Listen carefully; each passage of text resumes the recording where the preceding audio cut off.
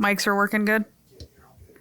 All right. So, what are we doing today? I'm Annie Black. I'm Annie Black. If you don't already know, this is the Annie Black Show. And this is my son, Tommy Black. And we are post Charlie Kirk's assassination. We got to talking about politics. I used to be pretty active in politics, and I've kind of fallen off the wagon there a little bit.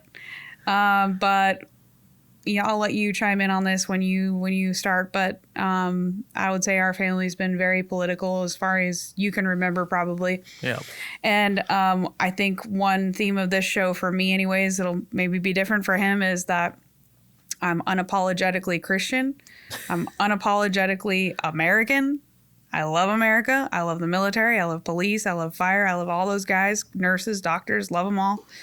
And I am unapologetically conservative. And since I got out of politics, I admit that I have gotten quiet on political topics because in this country, you know, if you want to have a successful business, especially in a small town, I'm not going to say you, I have felt that, you know, I needed to be a specific way and not ruffle feathers or piss people off. And that's totally different from what I've been in the past. Yeah. I did a complete 180. Very different. But, you know, when I was you go Google me and you're going to see all these political things on me, because that's what I was all about for most of my life. But anyways, I'm back with a vengeance, and we are going to be talking politics on this show. So if that offends you, or if you are easily offended, please don't watch, because you might get upset, because we're not going to hold back. We're going to talk about everything that needs to be talked about. And we are Charlie Kirk. We are going to do what we can to keep that movement alive and keep conversation in America going. So what do you got to say? Yeah. I mean, it kind of all started, man, I want to say it was like, how long ago did I call you about this? It was like 2 or 3 days ago, maybe earlier this week. And I spent like the whole week after he got shot so pissed off. I was like angry. I couldn't figure out why. And I don't know, like, I guess spiritually I became more connected with God through this. And it felt important to me to talk about it. I think it's important for all of us to talk about it and not let it go. I don't think things like this can be let go.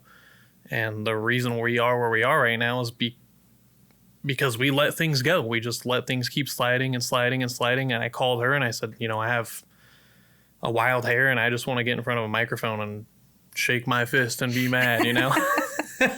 I don't care if 4 people listen or 4,000 people listen. I think people need to know, you know, we're not going to be quiet, and we're going to keep talking, and we're going to share our thoughts and our experiences. And I think that's important. I think people need to talk, and now more than ever, because it's just important in my eyes. That's just what I believe. And a lot of people will say, you know, oh, I'm scared to talk because look what they did to Kirk. And it's like, I mean, are you scared to drive to work? I mean, you can get in a car crash. Are you scared to do anything in your life? Like, that's a part of freedom, is you have those consequences of sometimes, you know, people do not nice things to other people, and that's the price you pay. But that's the beauty of America in some kind of weird, twisted way, you know?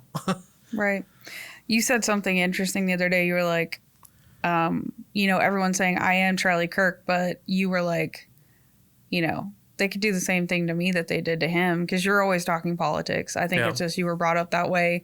I was brought up that way. Like, my grandfather ran Arizona campaign for Barry Goldwater. I grew up in a very political household. I obviously was in politics. You grew up in a very political household. So what did you mean by that? Because I know a lot of people are saying, like, I am Charlie Kirk and, like, I'm going to carry on his legacy. But I think the way you said it was different, but not maybe something that people are saying. And I think I figured this out through prayer and just like talking to God about it, was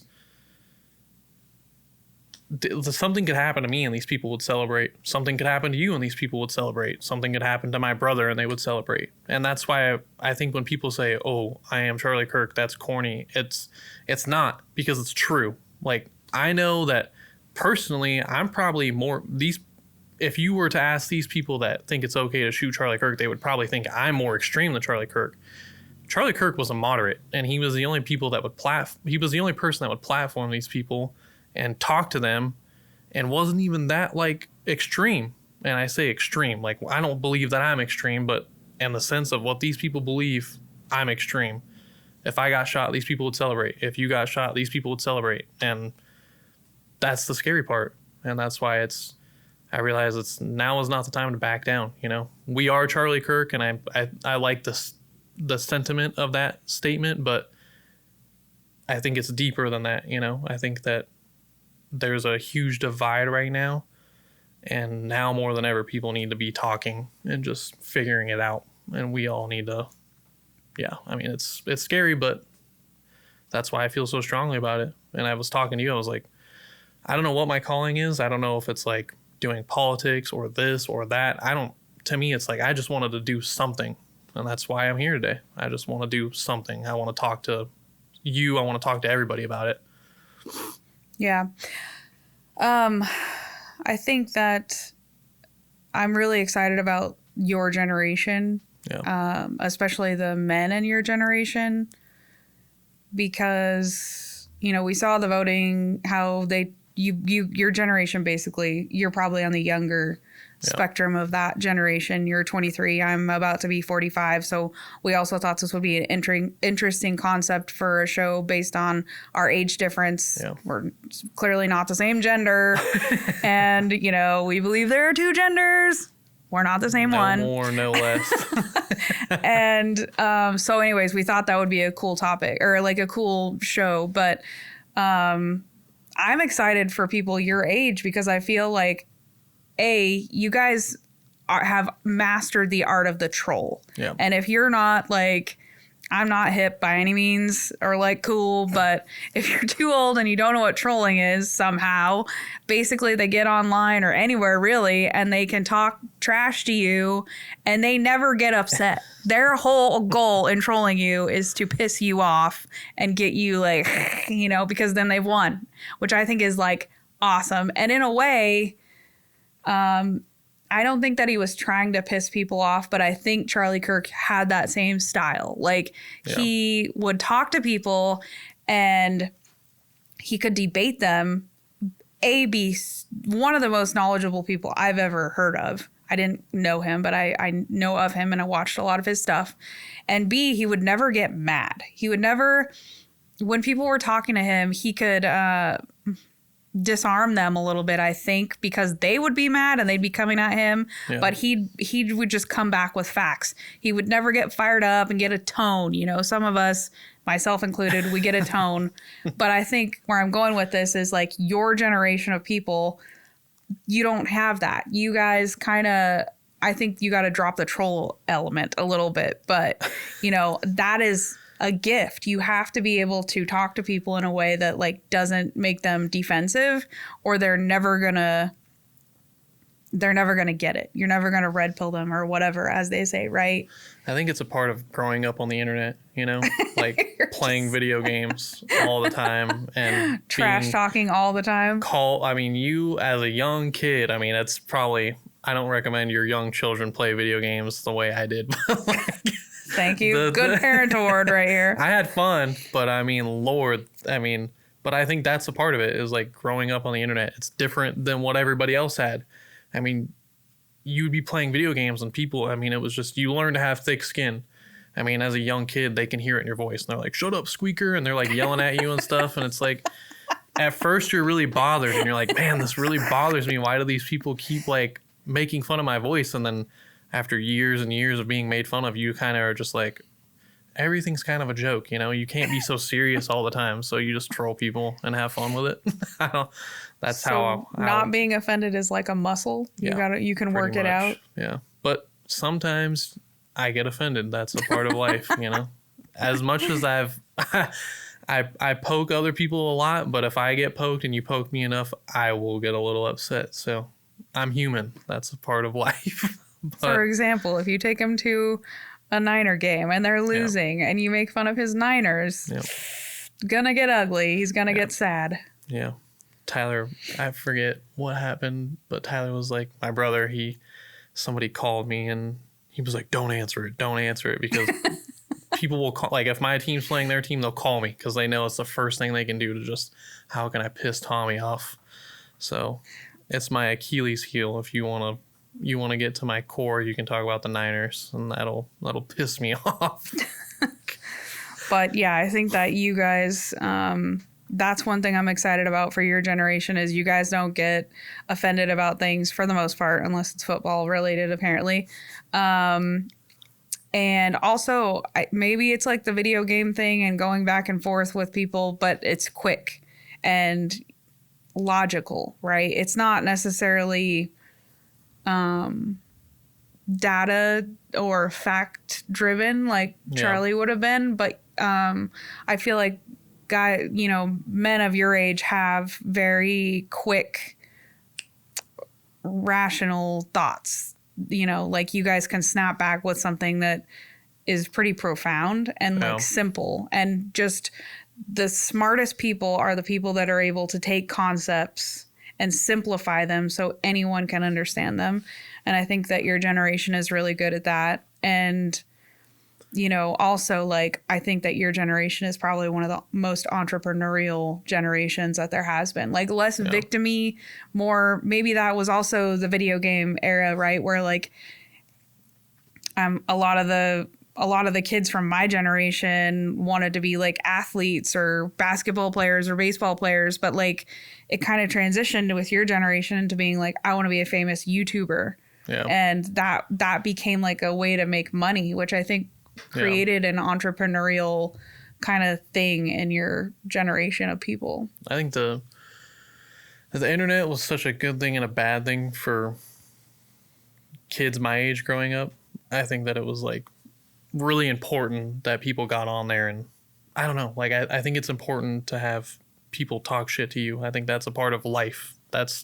You can't go throughout your whole life and just have no one ever say anything to you. And it's, do I think that people need to spend as much time as people do playing video games? No, but I think it's important to go out there and have your balls busted every now and then, because you become, I don't even like saying this, but you become like a liberal. You're like, oh, you're so scared of everything. And you're like, oh, you can't say that and you can't say that. And it's like, not everything has to be so serious. Sometimes you can just say things and it's a joke, or it's just poking fun. It doesn't have to be like, I don't even know if that makes sense, but it's just, that's how it is on the internet. Whether you're playing video games or you're talking trash to people on Twitter, or you're talking trash on whatever it is, that's just how that's how you grow up. Or how I grew up, at least. And I know probably most of the people watching this are probably older than me, and they don't play video games, or they don't understand, but it was cool. I wouldn't take it back. And I think, it was an important part of my life, and it taught me in a weird way, like how to have thick skin, kind of be a man about things.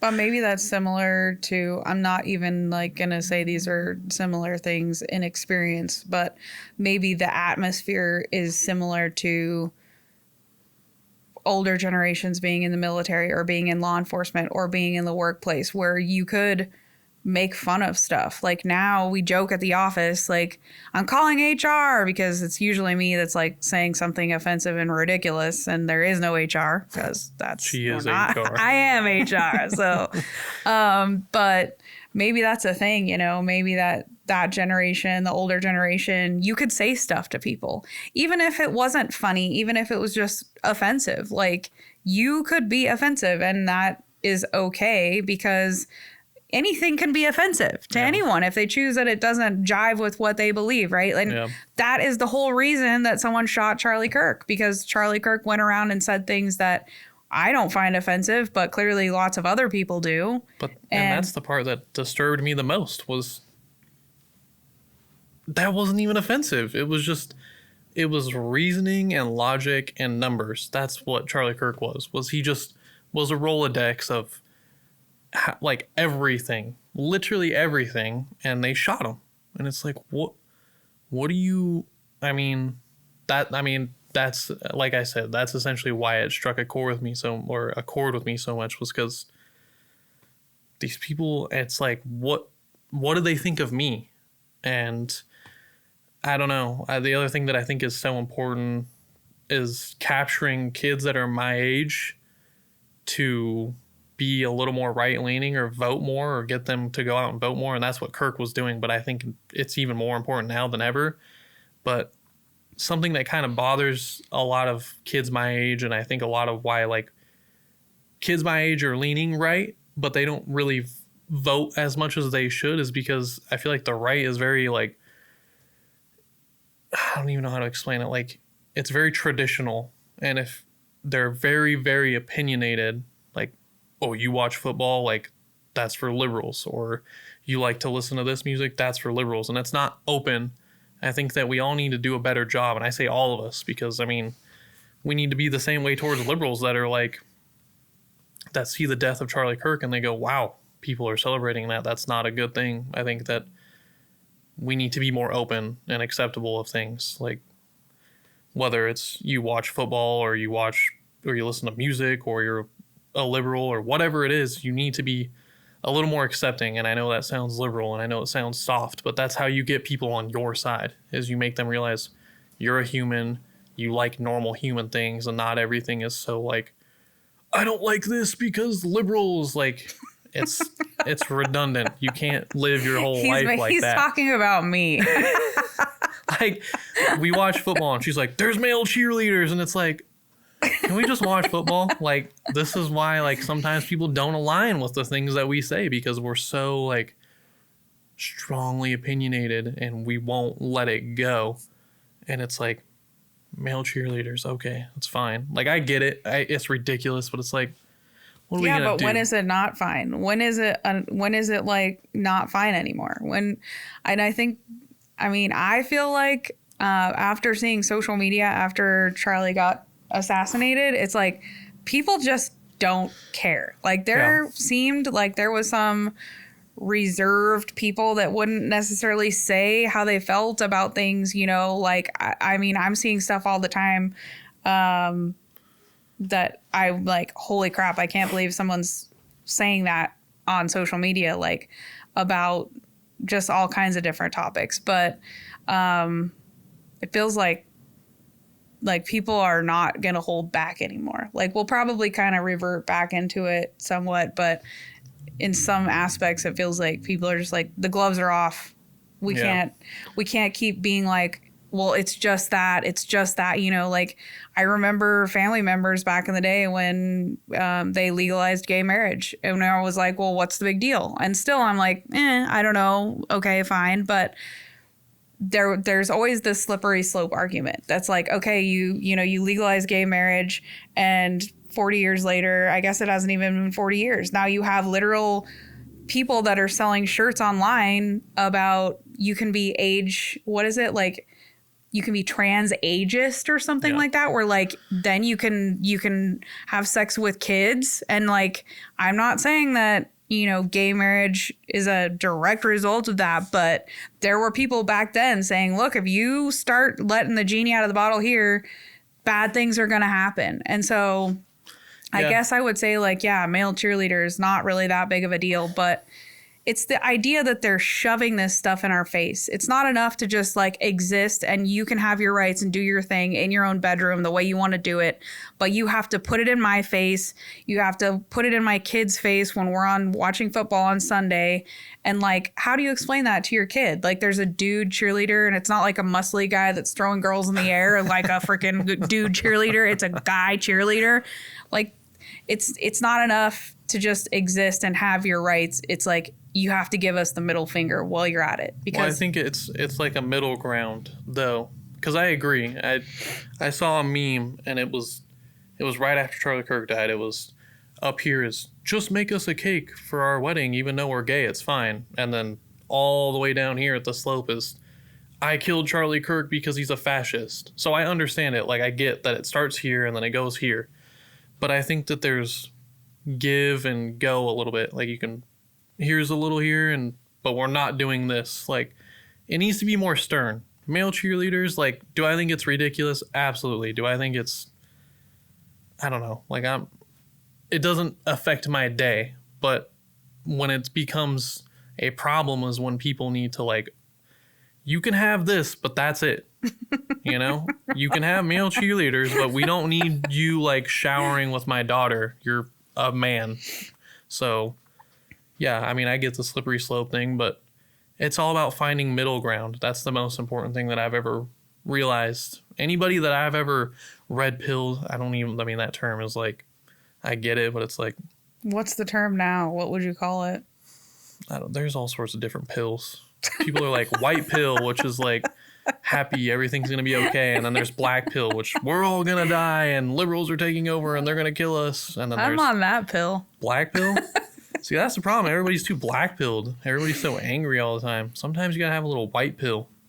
Take a white pill in the morning and you'll be all right. I think that's because you're young. You still have white pill left in you. Well, when you get older, you start seeing... And that's why you guys, cheerleaders, men cheerleaders. And I'm like... The funny thing is he'll always be like, let's go to a movie or let's do this or let's, whatever we're doing. And he's like... And then I'll say, I'm not going to that movie. It's blah, blah, blah, blah, blah. Some stupid messaging subliminal thing or not even subliminal thing. They're trying to push on us. And he's like, everything is about politics to you. And I'm like, yeah, it is. I don't know I've always been a freak about that. I've always been a political freak, but everything it's not political. It's like a war for your soul. It's a war for your soul. I think things are a little more ridiculous than others, though. Like, there are some times where you're like, this person, like, it'll be like a character that was a man and it's a girl now. She's like, it's a girl now. Ah! And I'm like... No, what do you mean? Because you didn't really explain that well, but that is one that really pisses me off. Let's say in the original movie, like a movie that came out in the 80s, it was a man that played the role. And then they'll remake the movie and it's a girl in that role now. And she'll be like... Which I get. I mean, it's... No, let's use an example silly. Because I'm going to accept this because I do think it's ridiculous. Because we're going to be totally real. But what's the one movie? Ghostbusters. Oh, okay? The women one? This is a thing now. They did it with Ocean's 11, whatever. But Ghostbusters is the most egregious one that I can think of off the top of my head. They take a great movie that actually had sequels that were great. And they turned it into all women SJW BS that people can't stand, and it tanked. It's like you love women so much. Women are so great, but you can't think of one original concept for a movie for women. You have to just recycle men movies so women can, it's offensive to me on so many levels. And I mean, not offensive, but because it doesn't really offend me. It just pisses me off. Like, take all the people and make them women or another race or it's just lazy or is what the gay or whatever. Like, no, it doesn't make a better movie. This is the problem, I think. These people who are so enlightened, I'm not even going to say woke, they know so much more than us typical conservative people. They're so brilliant, but they can't make an original movie. All they can do is tear down and regurgitate stuff that somebody else made who's a logical thinking human. Like, what is that? It's just unoriginality. People aren't original anymore. They don't have original ideas. Well, how can you have an original idea when you're just running around being offended by everything? Well, that's why they make things that are safe. They make, what's the most safe thing that I can make that I can appeal to people? And somehow it does the opposite. It just pisses people off and is the least safe thing. It's like, surely nobody would be mad at women Ghostbusters, right? And it's like... Me. I didn't but that, that's the type of stuff that I'm talking about. But I think there are extreme situations. I'm talking about more of being a little lax on people, if you want to like rap music, you can like rap music and still vote for Trump. If you want to like the San Francisco 49ers, you can still vote for Trump.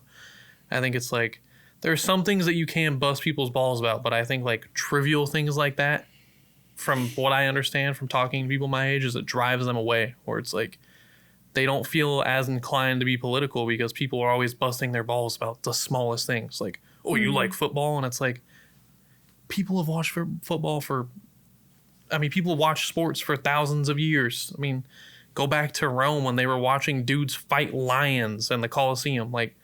It's sports. It's in human nature. It's in a man's nature to want to watch people run into each other as hard as they can.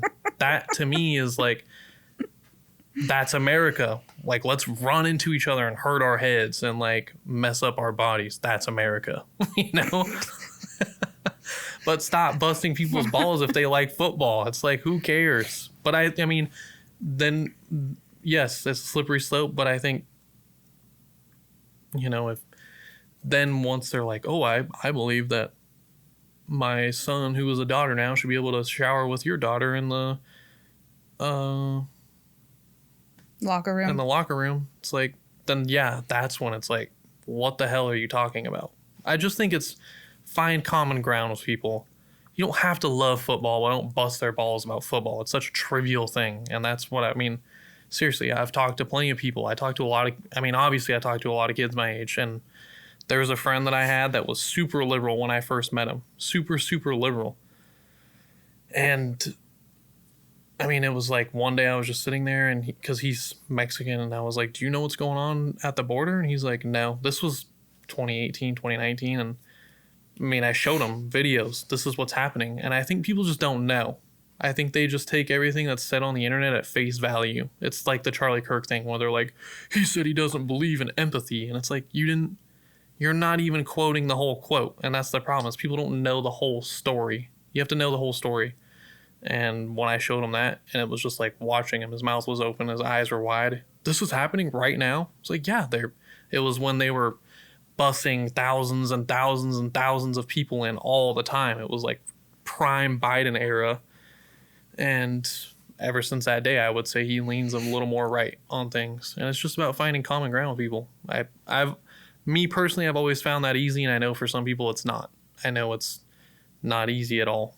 I mean, I have a lot of liberal friends because I don't come off showing very strongly about anything politics wise. Like if we talk about it, I feel strongly about it, but I can find things to relate to these people on.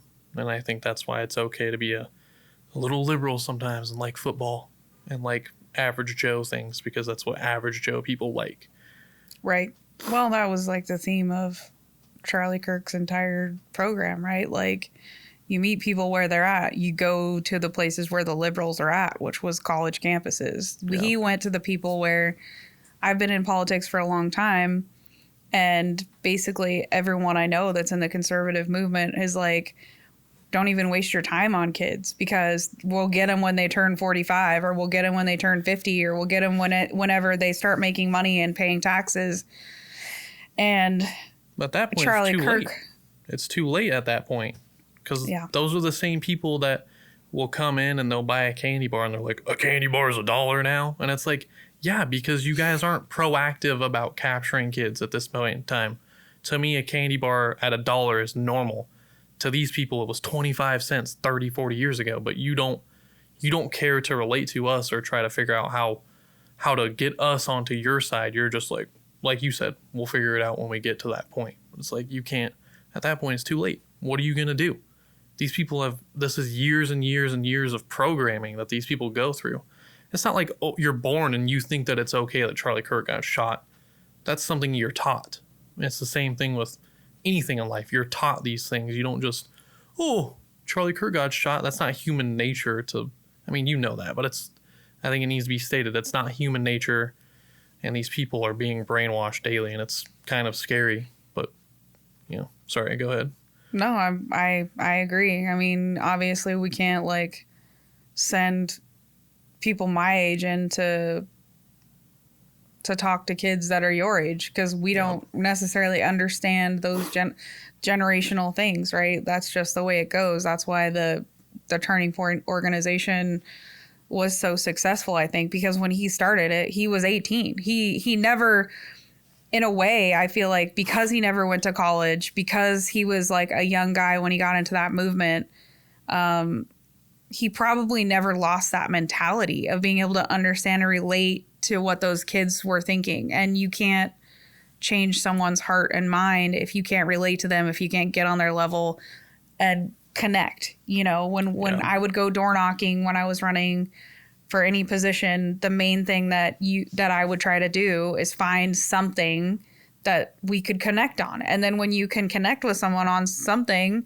you become their friend and they like you. And when they like you, they trust you. And when they trust you, they'll listen to you. And, you know, someone your age isn't necessarily going to listen to someone my age or older or whatever, because how can I disagree, though. Relate? There are plenty of things that you can relate to us on, and that's everybody. I mean, I think that there are a lot of things that you can relate to people on. You just have to talk and figure out what it is. Right. So, and that's the biggest point. And I mean, it's, like I said, it's just talking to people. It's what Kirk was doing. You're just talking to people. And that's the thing that people don't understand is, like, I didn't agree with everything Charlie Kirk said.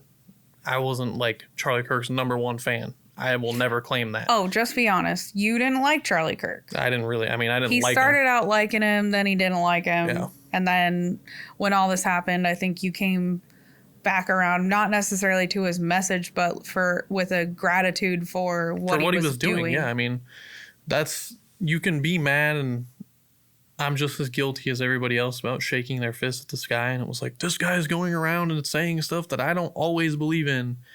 And to me, it was always like very, I don't know, like a lot of it, I don't even want to say it felt disingenuous, but some of it was like, all right, like, we get it. It's kind of like, how many years can you sit there and, like, transgender people are bad? You know, I was kind of like fatigued of seeing this guy tell these people the obvious, you know? And then I think that's kind of like a part of, like, taking something for granted. It's like, you see somebody on your phone so much, you're scrolling, and this is all you see is this guy talking to these people, and you're like, I'm over it, bro. I'm over it. I'm tired of seeing this. And then when he died, I realized, like, how many evil people there are that are like, I'm so, like, people were excited, and it's scary. It's, like, really scary. And that was the other thing I told you on the phone is I wanted to do this because maybe there's somebody that'll watch this that's liberal or left leaning. You don't have to like Trump. You don't have to like any of these things. But I think a common ground that we can all agree on is shooting people is not nice for what they say. It's not cool. And I think if you're normal, you would agree with that. Killing people for any reason is not acceptable. I mean, unless you're defending yourself or your child or someone, someone. But, like, just all out killing someone, we've all always known that's bad. Somehow, right now, it isn't bad, which is weird. But, so I don't know about you. We're going to I don't know how often we'll do these, but one of the things that I want to get to doing in doing the work that Charlie was doing, because I'm going to be honest, I watched Megyn Kelly on their campus tour. She's friggin' terrible. She's terrible. And if the future of that movement is resting in the hands of Megyn Kelly, I hope it lasts, but I don't know if it will. But in that vein, I would like to come up with some topics, and, like, we can play devil's advocate. We can debate the topics. We can talk about the topics, because one of the things, I don't know about you guys out there or you per se, I don't think it applies as much to you as it does to me. Maybe it's because I was a politician and I had to always kind of be thinking, calculating what I said, because everything that you say, once it's out there, it's out there. It's not going away. Is I will hold back a lot of times if I don't know all the facts. Like, if I feel like I can't argue it like Charlie Kirk would argued it, then I just shouldn't say anything, right? And on the other side of the spectrum, the liberal or the person that you're arguing doesn't know the topics either. They have just heard these repetitive talking points. Like, I swear to God, if you go on X or whatever, you're going to see the same things. You're going to see the empathy quote about Charlie Kirk. You're going to see the thing where he said some gun deaths are necessary. You're going to see the same 3 to 5 bullshit talking points that they're going to say that they do not know, that they did not hear, that they do not understand, that are taken completely out of context. But they don't care. They're all saying the same lockstep trash to make it okay that he was assassinated in public in front of all these people. I would like us to have that. But instead of, like, just giving you some talking points, we really sit here and talk about, like, why, like, here's the issue du jour, right? Like, this is the thing everybody's talking about right now. This is all the crap that these people are saying about it.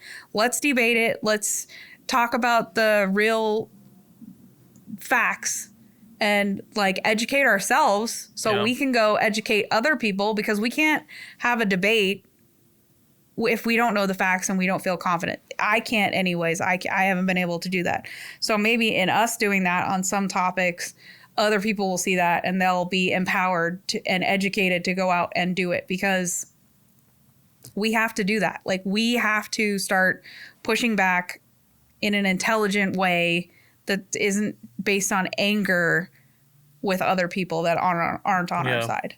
And that was like a kind of it reminds me of like a guy I used to play. I mean, I met this guy like a couple months ago. We were playing video games all the time, and he sent me the video the day that Kirk got shot and was like very vulgar about the way he felt about it. And we had this like 3-day long back and forth.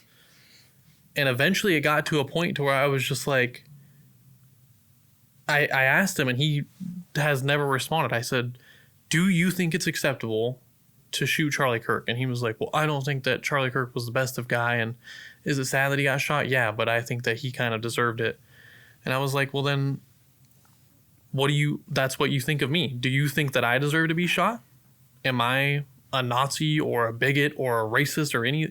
Because I think if I was, you wouldn't play video games with me if you felt so strongly about it. If you didn't like Charlie Kirk that much, you wouldn't play video games with me, because he knew where I was politically aligned. If you didn't like me that much, you thought I deserved to be shot, you wouldn't play video games with me. And he never responded. And that's what I'm talking like. You haven't heard back from him? No, I have not heard back from him. And you know what's crazy is, like, earlier he said Charlie Kirk's moderate. I mean, I don't know. I guess that's in relation to wherever you are. Where the things are right now. But I would say probably he was a little moderate to me. So I guess to dovetail off what you're saying is, if that dude thought Charlie Kirk was worthy of assassination, well, hell, you're like, you need to be in front of a firing squad like today. It bothers me, because it's, what do these people think that deserves to happen to us? Right. And that's you, possibly, if you're watching this show, you know. It's all fun and games to say we are Charlie Kirk and the way that we're going to continue to try to get young people on our side. But the reality is that I never really considered is, yeah, he's right. Like, people will now kill you, murder you, assassinate you violently in front of large crowds, your family and your children, and then celebrate about it if you don't agree with what they're saying, just for not agreeing with them. And that's a sad, sad thing. So what do you want to see happen on this show? I know you were bringing up some like current event things. We can talk about that kind of stuff too. Wanted to talk about current events. I mean, yesterday we were kind of talking about it, and I agree. I don't want it to be like pinpoint. My idea is like, you bring a topic up. I mean, we kind of talked about the Kirk thing today, where it's just kind of you talk about it and then it rambles on into other things, which I like. I think those are good things. I think those are my favorite things to listen to. Like when I listen to a podcast, I like to be a fly on the wall. You know, I don't want it to be so organized, you know, just kind of shoot the shit in a sense. Just kind of, here's where we are with this. And hopefully we can get Troy a mic and we can do like a little, hey, can you pull that up for us, Troy? And then we can kind of talk about it, you know? Troy's like, so if you guys don't know, if you haven't watched our show and you don't know like our team, Tommy's my son. Troy's the genius behind the camera. He, like, if you haven't watched our hilarious YouTube videos and our commercials for our real estate stuff, he's the guy that helps actually make all that awesome stuff come to life, because my acting is complete shit. And I am not a good actor, but he's an excellent editor and super smart. But anyways, also we talk politics all the time, and I'm like, I don't know why he's a DJ. He doesn't really like being on camera too much, but we want to try to get him on here too, because he has some insightful stuff. And I even thought about, you know, it would be cool to get my other son and even maybe my husband here to get like occasionally a family dynamic, right? Because even though we all identify in our family as conservative, I think Tyler, the youngest kid, is probably a little less political than us. But I think that kind of changed though. When Trump was running, he was like sending me stuff all the time. Yeah. And I was kind of like a little caught off guard, because my brother's not typically like, I'd bring it up to him and I don't care. And then he would just, He's very nonchalant about it. He like is the epitome. He's the coolest guy I know. He really is. But it would be cool, I think, to have like a family, a dialogue, or like get other people. So if you're interested in talking uncensored politics, current events, whatever, if you have questions, like I think that would be cool too. And you don't even have to agree with us. Oh, you yeah. can hate us, and I invite you. Yeah. Myself, I invite you. You can hate me, and we can sit here and talk. I don't care. As long as, you Just don't want to shoot us. me, Like, It's not funny, but it's the truth, though. It's kind of a sad reality. You're more than welcome to come in here and we'll talk, but we don't do violence. And that's a big thing that is so strange. Like, for the last 10 years, I've been said, like, people, you're a Nazi, and you're a bigot, and you're a racist, and you're violent, and you're this, and you're that. And it's like, I can't remember the last time I've felt the urge to want to shoot someone for saying something. I've never felt that. But, in a world where like words are violence, then in their minds, we are being violent. But maybe that goes back to like they've just been living in like a little bubble with their safe spaces or something, with people that only agree with them, and anything that feels weird just sets them off at a different level, which we will never understand. No. And that's, yeah. But yeah, I mean, if you don't agree with us or you agree with us or whatever, I mean, I think it's important for people to just sit down and find common ground on things. And we can leave this conversation and you can be like, that guy's an idiot. And I wouldn't care. As long as we sat and talked, I don't really care. I think it's important. Or maybe we don't find common ground, and that's okay. Yeah. Like, you don't have to agree with us. We're probably not going to agree. We don't agree with each other 90% of the time, but that's okay. So that's what we'll dial in exactly what we're going to be doing, but we're just going to be sitting here bullshitting, having different people on, different perspectives. I also want to do it live. I want to figure out how we can do it live on YouTube or wherever. Yeah, that would be sweet. I want to do it live and we can have a chat. So if you don't want to come in and talk to me, you can say it right here on the screen and I'll address you via the internet. That would be funny. So one of my absolute freaking favorite things that Tommy does, and we might get in trouble because these are local Facebook groups, but he loves to like get conversation threads and like read them to me. And he doesn't really do voices, but you can, I don't know how to explain it, but it is the funniest thing, because if you are not on Facebook, or if you're on Facebook and you don't know, these Facebook groups are terrible. People are like, oh my God, someone will post a picture. This is my favorite one. There's a coyote out on the golf course on the canyons. And then the first thing is, the coyotes were here first. Like, that's the comment. Like, somebody's automatically freaking irate. And it's so funny because he will read it to me and narrate it, and it just makes me like pee my pants. I wish there's a way we can work that into the show. I'm sure we can. My favorite thing to do, and if you're in What's Happening Mesquite, I'm sure you've seen me, but anytime anybody says anything about like, they're breaking ground over there, what are they doing? And I'll just Trader Joe's. They're building a Trader Joe's because it's just like anytime anybody's building anything, it's Trader Joe's. When is Trader Joe's coming? So you just go on there and troll people a little bit, and it gets people riled up. Man. Yeah, that's funny.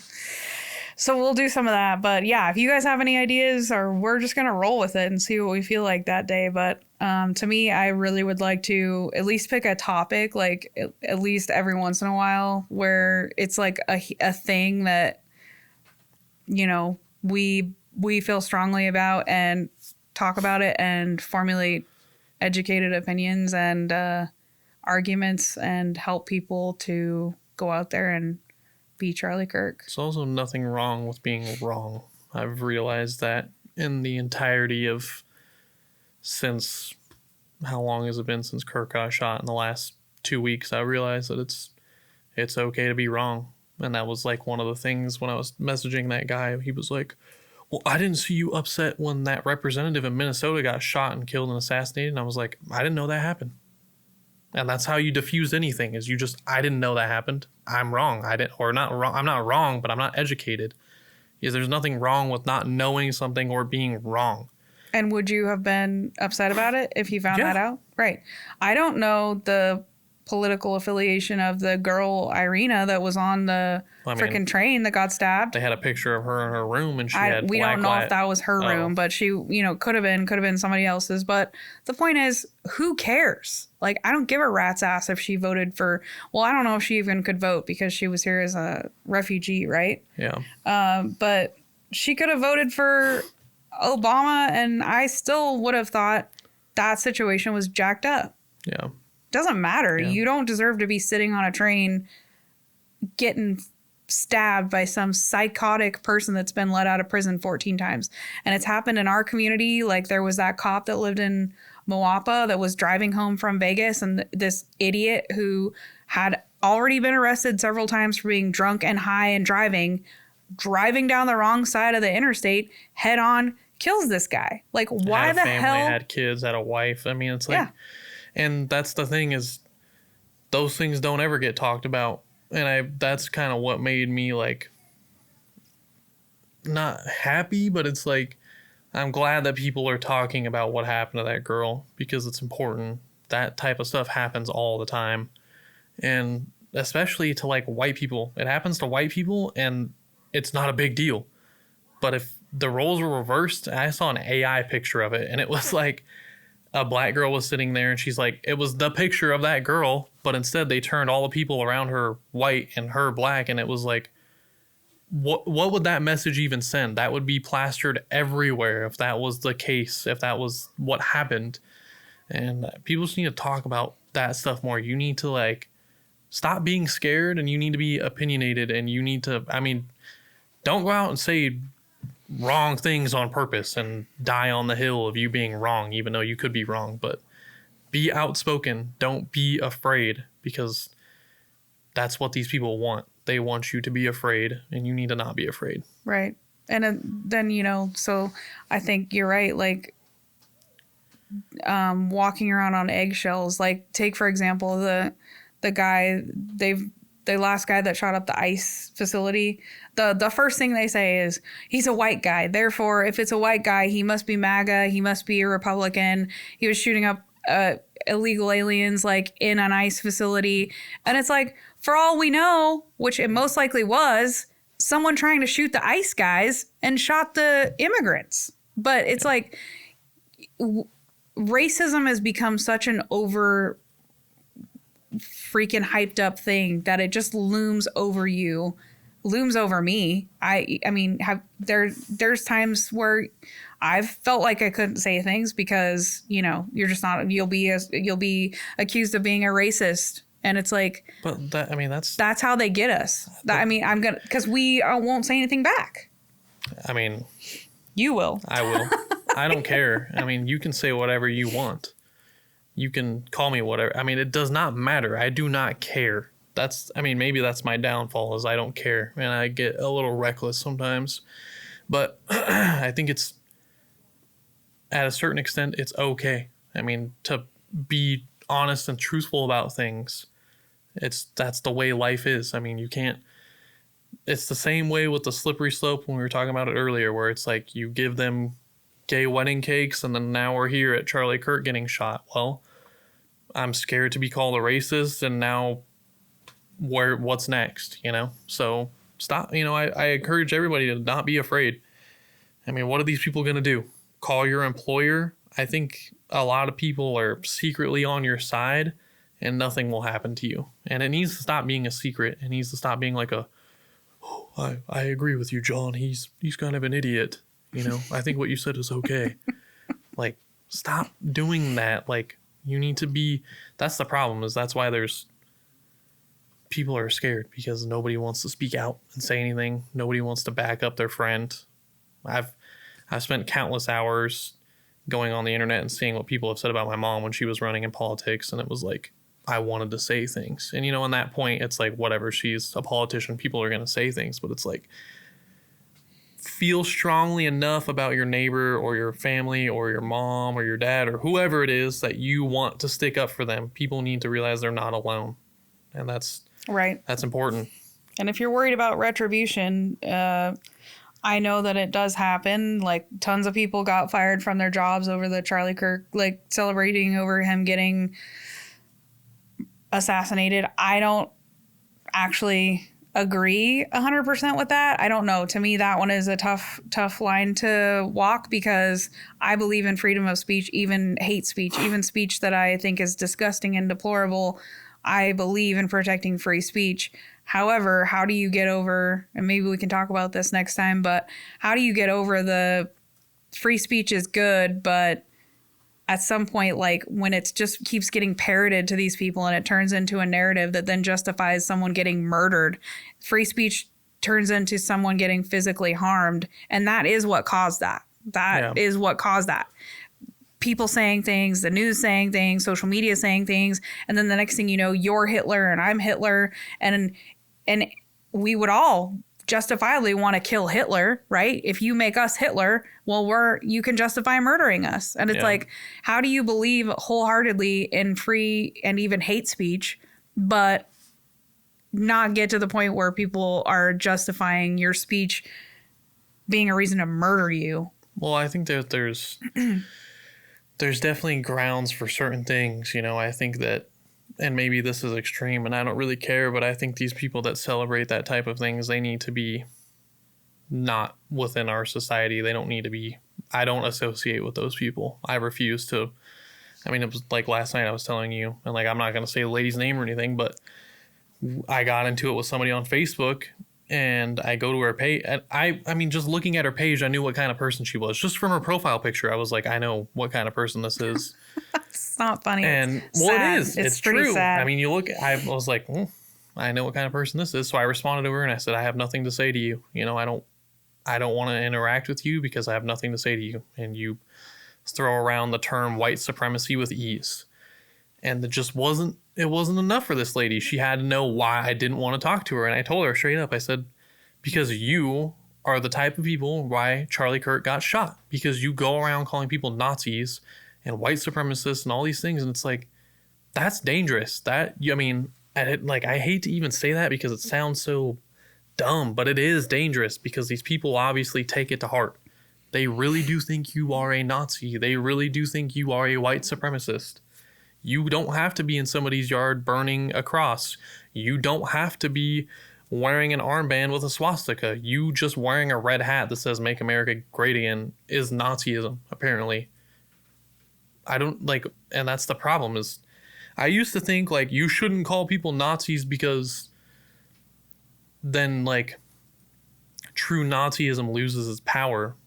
But I think that was wrong, and I think that you shouldn't call people Nazis because people will kill you. And that's what it's become. And that's the scary part.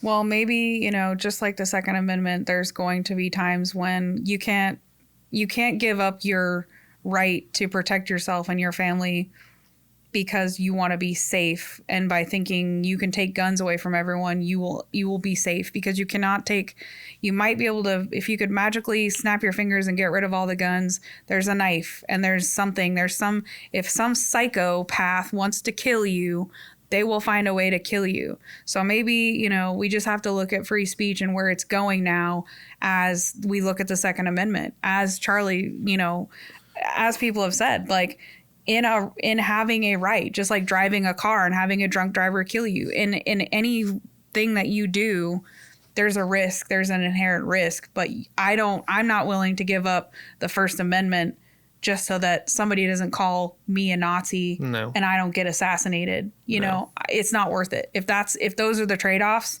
I'll keep the First Amendment and I'll keep the Second Amendment and I'll take my chances. Yeah.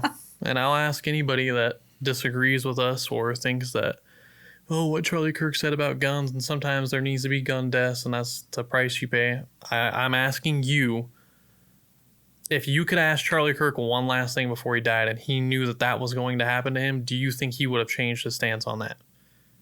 And I asked her this the other day. Do you? Do you think he would, if he knew that he knew that there was consequences to this, but if you could bring him to life and say, hey man, this is what happened to you, do you think now we should get rid of guns? And I don't think he would say yes. I don't think he would. I think he would say the same thing about free speech. Yeah. I don't think that he would want either one of those things to go away. All right. Well, this has been fun. You're the best. Yeah. I'm glad we Raise did good it. kids. This is a good kid. You know, he goes not all because of me, because I'm not obviously a flawless parent, but She took Tylenol. I took a lot of Tylenol. But no, I mean, I think if I could impart any wisdom, if you're raising kids, just talk to them like they're real people and have real conversations with them, and don't coddle them and don't baby them. They're Yeah. not going to turn out to be perfect. The kid's not perfect, but I think that's how you raise logical, Yeah. free-thinking That kids. that was important to me. Was nothing was ever really forced upon me. I mean, you know, I would joke with her and tell her that I'm a Democrat. Sometimes it makes her upset. But I remember, what was it, 2020? I walked out of the election booth and I'm like, I wrote in Kanye. No, you didn't. And I was like, yeah, I I did. was so mad. I was like, you did not. We're barely going to win this election. You wrote in Kanye. But Anyways. yeah, I mean, the biggest thing that I can say is what helped me throughout my life was having somebody that was supportive and let me develop my own thoughts and let me come around. Growing up, I was never religious. I didn't believe in God. I was quite the opposite. I thought it was like a huge, like, crock of shit. I was like, that's dumb. I don't believe in any of that. And I would mess with them all the time. And then, yeah, I mean, when you smother people or smother your kids, they tend to resent you and think like, I'm not going to do this because my mom said I should. And then you go and do the other thing on purpose. So let your kids do their thing, bro. Yeah, okay. To an extent. Anyways. All right, well, this is cool. Well, if you guys have ideas and you're watching this, comment in the YouTubes or send us an email or whatever. Call me. My phone number's everywhere. So let us know what you want to talk about, what you think is interesting, or what we should do or shouldn't do, because we may or may not care. We may do it anyways. If you send us an email saying we shouldn't do something, I'm probably going to want to do it. Yeah, so be careful with that. All right, we'll see you guys next time. Adios.